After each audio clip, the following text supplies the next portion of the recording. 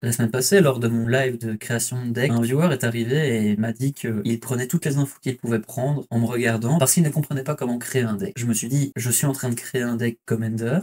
Est-ce qu'il est au courant de ça? Et de manière effective, il n'était pas au courant, il avait commencé sur Arena, et il ne voyait pas la différence entre les formats. Donc dans cette vidéo, je vais essayer de vous expliquer les différences entre certains formats liés à leur nombre de cartes, sideboard, cartes bannies, etc. C'est une chose qui n'est pas simple pour un nouveau joueur, parce que c'est assez facile de se perdre dans Magic, il faut le reconnaître. Partons à la découverte des formats. Commençons d'abord par les formats 1v1.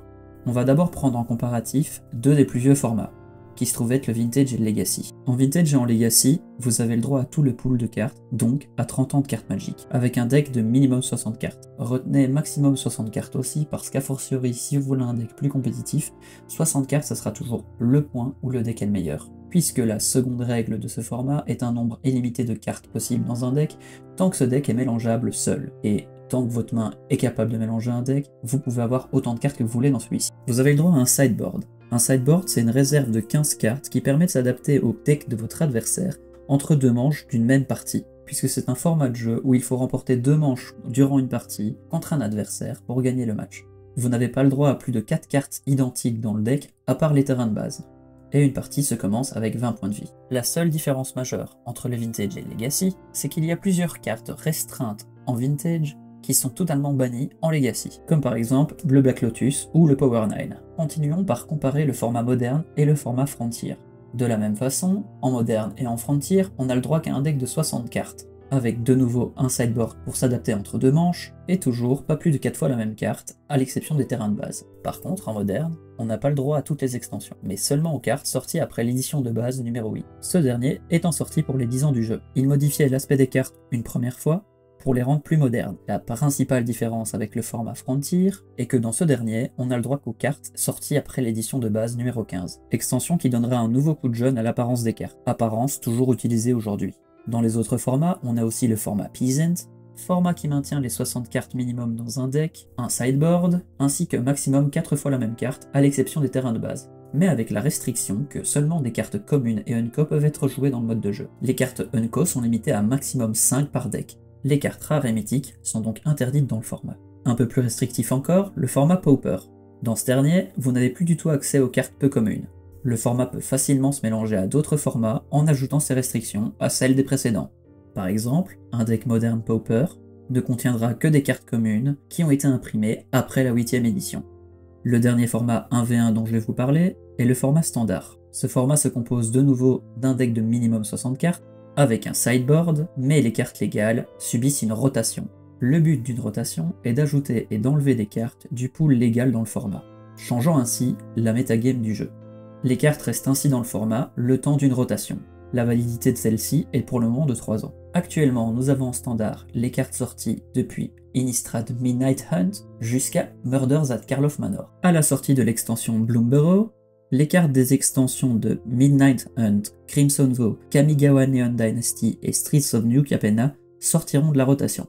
De toute façon, ce qu'il faudra retenir, c'est que dans tous les formats, il y aura des cartes bannies, et ces dernières sont trouvables sur le site de Wizards of the Coast. Je vous mets un lien dans la description. Passons au format à plus de 2 joueurs. On va commencer par le plus populaire de tous les formats, le Commander, appelé aussi EDH pour Elder Dragon Highlander. Format où vous commencez avec 40 points de vie.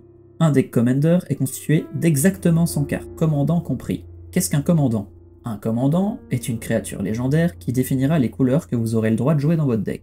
Mais pas par les couleurs de la carte, mais par son identité de commandant. Qu'est-ce que c'est? L'identité de commandant, c'est toutes les couleurs qui apparaissent sur la carte, textbox comprise. Par exemple, Alécha n'est pas un commander mono-rouge, mais bien un commander mardou. Elle possède du noir et du blanc dans sa textbox. C'est donc un deck tricolore. À partir de là, vous formez un deck de 99-99 autres cartes contenues dans ces couleurs, en respectant une règle supplémentaire qui est que toutes les cartes sont restreintes à une seule par deck, hormis les terrains de base. Votre commandant ne commence pas dans votre deck, mais dans la Common Zone, une zone de laquelle il est toujours jouable. Depuis cette zone, il peut être joué à n'importe lequel de vos tours, en respectant les règles de base de Magic. À chaque fois qu'il sera détruit ou exilé, vous aurez le choix de le remettre en Common Zone ou de le laisser aller dans la zone où il était censé aller à la base. Si vous faites le choix de le remettre en Common Zone, vous pourrez le réutiliser une fois de plus cette partie, et à chaque fois qu'il y retournera en payant 2 manas génériques supplémentaires à chaque fois que vous le lancez. Prenons l'exemple d'Alécha, elle coûte 2 génériques et 1 rouge, je la caste une fois, elle se retrouve détruite la prochaine fois que je la casterai, elle me coûtera 4 manas génériques et 1 rouge, et ainsi de suite, 6 manas génériques et 1 rouge la fois d'après. Encore une fois, il y a des variantes, comme le Pauper par exemple. Vous pouvez toujours jouer un deck Commander avec uniquement des cartes communes. Wizards of the Coast, ayant vu la popularité de ce format, ils ont décidé de créer un format Commander avec une rotation. Ils ont appelé ça le Brawl. Il y a quelques notions différentes de celles du Commander, par exemple, une partie de Brawl se commence avec 25 points de vie si vous jouez en 1v1 et 30 points de vie à partir du moment où vous êtes à 3 joueurs. La rotation est la même que la rotation du standard, ce qui facilite légèrement les choses, mais de nouveau, on se retrouve avec un deck où il ne faut jouer que des cartes en un seul exemplaire, avec un maximum de 60 cartes dans le deck, un Commander et une identité de couleur.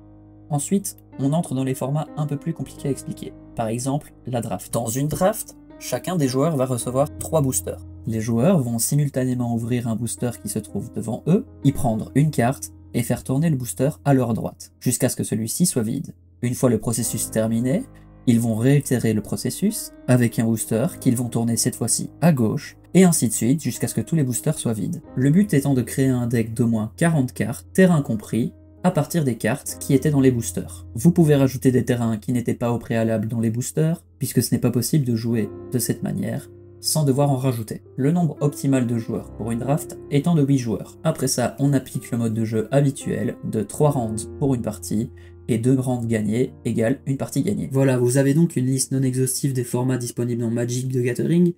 Non exhaustive parce que bien évidemment il en reste d'autres, comme le Cube qui est un environnement de draft mais créé par quelqu'un avec des cartes qu'il aime, plutôt que créé par Wizards of the Coast. Vous avez aussi le Troll à 2 têtes, le Limité, le format bloc. Bien évidemment, tous ces formats sont retrouvables sur le site de Wizards of the Coast ou sur des wikis si vous n'avez pas peur de l'anglais. Moi, je vous laisse, on se retrouve la prochaine fois.